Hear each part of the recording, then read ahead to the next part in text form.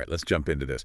We're doing a deep dive on a match that, well, on paper seemed like it was going to be a total blowout, ManU versus Southampton. But you guys sent us a ton of stuff, match commentary, post-game interviews, and honestly, I was kind of surprised by what I saw. I mean, Southampton, they're dead last in the league. They hadn't beaten ManU in like 17 meetings. So I figured easy win for United would You'd happen. think, wouldn't you? Right. Yeah. But here's where it gets kind of wild. Southampton completely dominated, for huge chunks of that match. The commentators were saying things like outplayed, even utterly horrendous, to describe how ManU was playing. Oh, yeah. One commentator even said that ManU just didn't look like ManU. So what was going on there? Was this just one of those days where Southampton was just on fire? Or did this match actually show us something deeper about Manchester United, even after those massive wins against, Liverpool and Arsenal? That's the big question, isn't it? And it's something that Ruben Amorim, ManU's manager, seems to be thinking about too. He actually said that he learned more from this loss than from their recent wins against, those top teams. Whoa. Okay, that's pretty wild, especially coming from Amorim. I mean, he's known for being pretty confident and a tactical genius. What do you make of that? Is he saying those big wins were maybe hiding some fundamental flaws in the team's approach? I think it's a little more complicated than that. Got to remember that ManU is still in this kind of transition phase under Amorim, right? He's trying to bring in this possession-based style, which is totally different from that counterattacking style they used to rely on. Okay, so for those of us who aren't exactly tactical masterminds, break it down. What's the difference between those two styles? Well, basically, possession-based football is all about controlling the ball, dictating the pace with short passes and movement. The idea is to kind of wear down the opponent and create those scoring opportunities through that patient build-up play. Counterattacking, though, that's about, hitting fast and hard when the other team loses the ball, using the space they leave behind to your advantage. So you're saying Amorim is trying to change, the very DNA of this Man U team. I mean, that's a big ask, even with all that talent. Could that explain why they looked so out of it against Southampton? It's definitely part of it. It takes time for players to adjust to a new system, right? They got to develop that feel, that instinct to make it work. And don't forget, even in those big wins, there were signs, like hints that this transition wasn't exactly seamless. True. The commentators were pointing out that even in those wins, there were moments when Man U's attack just seemed to stall out, like they couldn't quite break down those defenses that just sat back and didn't give much space to work with. Yeah. And maybe Southampton, being at the bottom of the table, played right into that. Exactly. Teams down there, they often play more defensively, really compact, and that can be super effective against teams that are still trying to master that possession game. It forces them to be patient, to move the ball quickly, accurately, and to be creative to find ways to unlock that defense. And it sounds like Man U just wasn't quite there yet in this match. But then there's Diallo. Talk about a guy who looked frustrated for most of the game, and then bam! Explodes in the final minutes, scores a hat trick, and basically single-handedly wins the match for Man U. That's got to be one of the most dramatic turnarounds we've seen all season. Oh, for sure. It was remarkable. You could see the talent and the mental toughness of this young player. But I'm actually kind of curious, what did you think about Diallo's performance? What stood out to you? Honestly, it's the difference between his frustration for most of the game and then that sudden, burst of brilliance. The commentators were talking about how he seemed out of sync, not really contributing much. So was that a tactical thing or was something else going on? It's tough to say for sure. We're not in Diallo's head, right? But we got to remember the context. This is a young player trying to make his mark in a team full of superstars. Plus, he's playing under a new manager with a very specific style he wants. So maybe there was that pressure, he had to prove himself. Do you think that could have messed with his performance early on? Yeah, it's possible. And, you could argue that this pressure, this need to make an impact, that's what kind of fueled his late game heroics. He channeled all that frustration into this burst of focused energy. That's an interesting way to look at it. It makes you think about how pressure shapes, not just how one player performs, but the whole team dynamic. Definitely. And it brings us back to what Amorim said about learning more from this loss than those big wins. Maybe this match showed something about the mental strength of this team, how they handle adversity, how they find a way to win, even when things aren't going their way. And maybe that resilience is just as important as, tactical brilliance when it comes to long-term success. Exactly. Now, Diallo's heroics, that's the big story here. But there's another thing about this match I think we got to talk about. Man U's defense, especially when it comes to set pieces. Oh yeah, the set piece problem. Mm. Seems to be a theme for Man U this season. Didn't they give up another goal from a corner in this one? If I remember right, they've conceded a bunch from set pieces already, haven't they? You got it. 10 goals from corners this season, which is tied for the most in the league. And the commentators were all over it, pointing out how disorganized and how there was just no communication in Man U's defense during that Southampton goal. They just couldn't clear the ball, and Southampton, well, they made him pay. So we got a team trying to figure out this new complicated attacking system, and at the same time they're struggling with a pretty basic defensive issue. That's a tough combo. Do you think those defensive struggles are because of this tactical shift, or is there something else going on? That's a great question, and I think it's one that Amarim's going to be wrestling with as he tries to turn this team into a real consistent winner. It's a question that takes us deeper into, the whole thing about leadership and how individual talent, tactical systems, and team dynamics all kind of work together. But before we go there, let's break down that set piece problem a bit more, see if we can figure out what's really going on. All right, let's do it.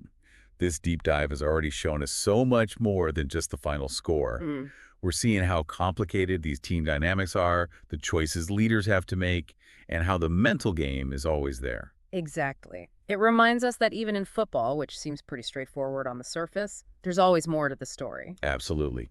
So let's zoom in on that set piece goal. Try to understand why ManUtd seems to be so vulnerable in those situations. Hmm. What are the commentators saying about, how they're setting up defensively, player positioning, Yeah. the decisions they're making? Are there any patterns we can see? Yeah, that's the right place to start. The commentators, they were really focusing on Lisandro Martinez and where he was positioned during that corner kick. Some said he was being played out of position, while others said it was more of a team-wide defensive problem. So is it an individual mistake, or is the whole team breaking down? I'm curious to hear what you think. Is Martinez being asked to do something he's not comfortable with, or is there a bigger defensive breakdown happening? That's a good one. And to really get to the bottom of it, I think we got to take a closer look at how Amarim's setting up his tactics and how Martinez fits into that. We also got to think about how the players are communicating, their roles, what each player is responsible for, and the overall defensive strategy. Okay, let's get into it. This deep dive is getting way more tactical than I thought it would, but it's really helping us see why this match was so much closer than anyone expected. Glad you're into it. And remember, those tactical details, those seemingly small moments, they can often unlock the whole story. For sure. So let's unpack this set piece problem and see what it tells us about Man U's weaknesses on defense. Let's do it. When you look at the footage, the commentators were really pointing out how Southampton's players were winning those first balls, getting their heads to those corners before Man U's defenders could even react. And that's not just about being tall or strong, right? It's also about anticipation, timing, that instinctive feel for where the ball's going to land. Exactly. There's a mental side to set pieces that often gets overlooked, The best defenders, they're not just reacting, they're anticipating. They're reading the flight of the ball, how the attackers are moving, and they position themselves accordingly. So it sounds like Man U's defenders are maybe step behind in that mental game. Do you think that's something that can be coached, or is it more about individual instincts? It's kind of both, to be honest. You've definitely drilled defensive position in an organization on set pieces, but there's also that element of individual awareness and, decision-making in the moment. It's like that saying, you can lead a horse to water, but you can't make it drink. You can give defenders all the tactical instructions in the world, but if they're not mentally tuned in, if they're not anticipating and reacting fast enough, well, those instructions don't mean much. Yeah, that's a great way to put it. And it's something that Amarim will need to figure out if he wants to solve this set piece problem. It's not just about fixing a tactical issue. It's about building a certain mindset, that focus and intensity in his defenders. And that brings us back to the whole leadership thing, how Amarim manages this team, especially with younger players like Diallo coming up. I found it really interesting that he was so, reserved in how he praised Diallo after the match. Yeah, it was kind of strange, wasn't it? He even said that Diallo still has a lot to improve. I'm not sure what to think about that, honestly. On the one hand, you don't want to crush a young player's confidence after such an amazing performance. But then on the other hand, as a manager, you got to manage expectations, right? You got to make sure the team doesn't become too reliant on one guy. It's the classic manager's dilemma, isn't it? How do you balance that need to, support and encourage young talent with the need to keep that sense of collective responsibility in the team. What do you think? What's Amarim trying to do with this approach?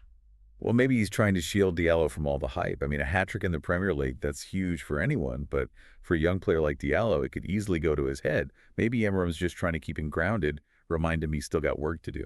Yeah, that makes sense. And it fits with Amarim's whole philosophy, that emphasis on the team over the individual. He's always talking about how important teamwork is, every player knowing their role and contributing to the team's success. And maybe he's worried that if he praises Diallo too much, it'll mess up the balance in the team. Other players might feel overshadowed or start relying on Diallo too much, expecting him to save the day every time. That's a real concern. And it's something Amarim will need to be really careful about as he manages, you know, all the different personalities and dynamics in the team.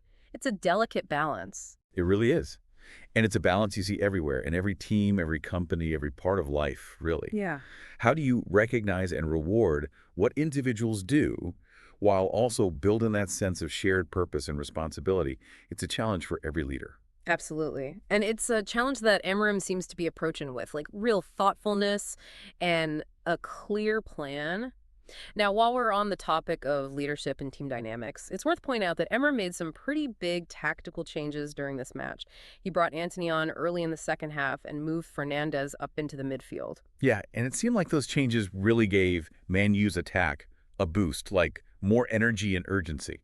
Do you think those changes were the turning point, or was it more about individual brilliance, like Diallo's hat trick? I think it was a little bit of both. Yeah. Emmeram's changes definitely gave Manu more options in attack and more control in the midfield, but it was Diallo who, took those opportunities and turned them into goals. His individual talent made the difference. So it's like MRM set the stage and Diallo stole the show.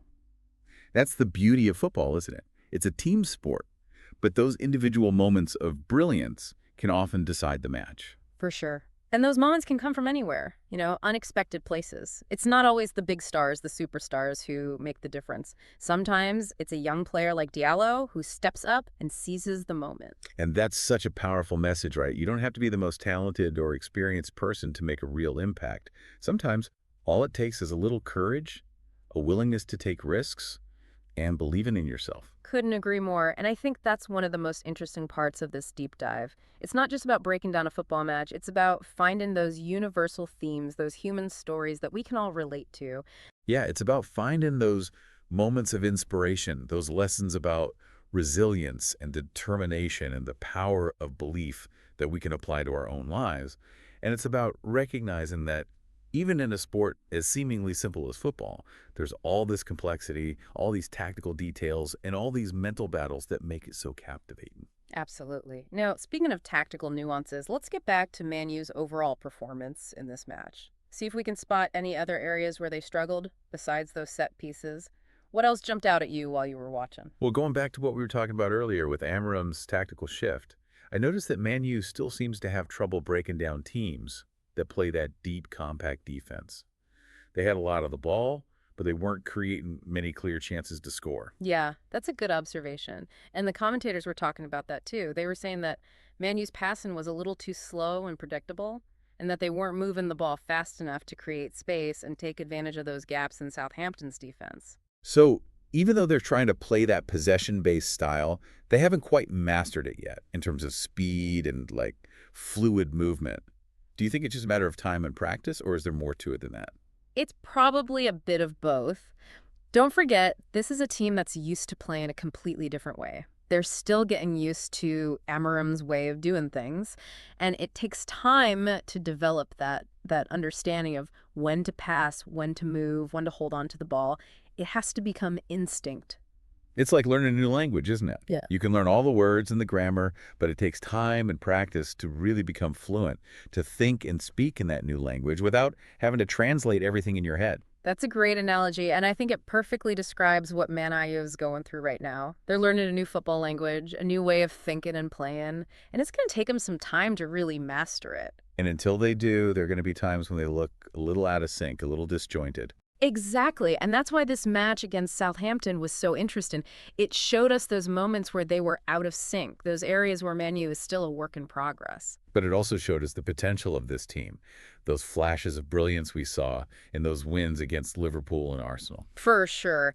And it's that tension, that back and forth between potential and progress that makes this Man U team so exciting to watch. Yeah, it really does. And it's a tension that exists in every team, every organization, really. That challenge of balancing ambition with reality, of aiming for excellence, while also accepting that the journey is just as important as the destination.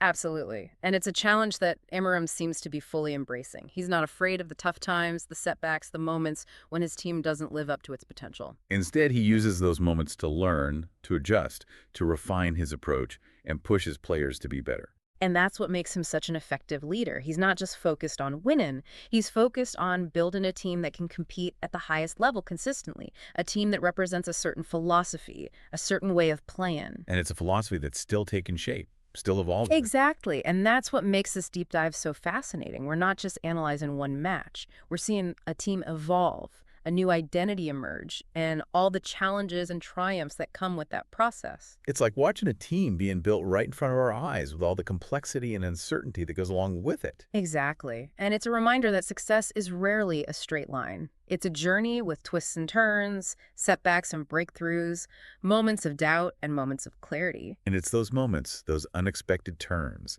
that often reveal a team's true character, the resilience and determination that ultimately define its legacy. Couldn't have said it better myself.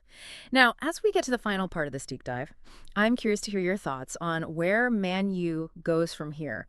What are the big takeaways from this match, and what challenges and opportunities do you see ahead for Amorim and his team? That's a great question. And I think we can only start to answer it by looking back at everything we've talked about in this deep dive so far. We've covered tactical systems, individual brilliance, leadership dilemmas, and the constant challenge of building a winning culture. And we've seen how all these pieces came together, for better or worse, in this match against Southampton. You've nailed it. So let's dive into those key takeaways and see if we can map out the road ahead for Man U. All right, so if I had to pick one big takeaway from all this, it's that Man U, they're at a crossroads right now. They got all this potential, right, with Emery's new system and the talent they have, but they're also dealing with some serious weaknesses, like those defensive problems on set pieces. Yeah, I think you hit the nail on the head. This Southampton match, it was a wake-up call. It showed that even with those big wins, they've still got a lot of work to do if they want to be a truly dominant force week in, week out. Yeah, it's like those wins against Liverpool and Arsenal might have covered up some of the issues that were already there, and maybe those issues were bound to happen, with all the changes Amram is trying to make. That's true. You can't just expect a team to completely change its style overnight, right? It takes time, and there are going to be bumps along the way. For sure. And that's where Amarim's leadership is going to be so important.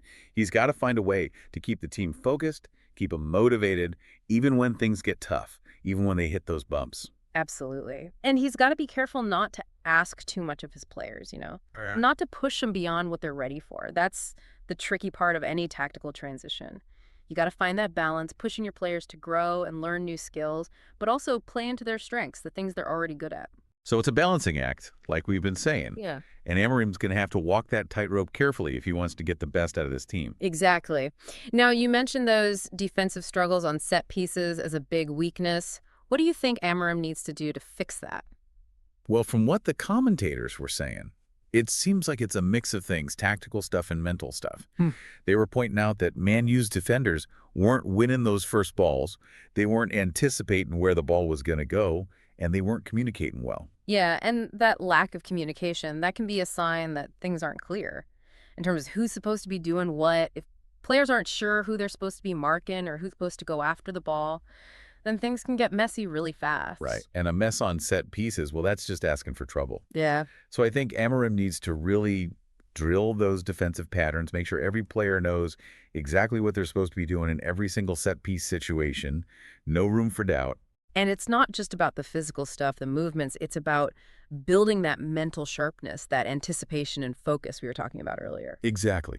You can have the best plan in the world, but if your players aren't focused, if they're not reacting quickly, it all falls apart. Couldn't agree more.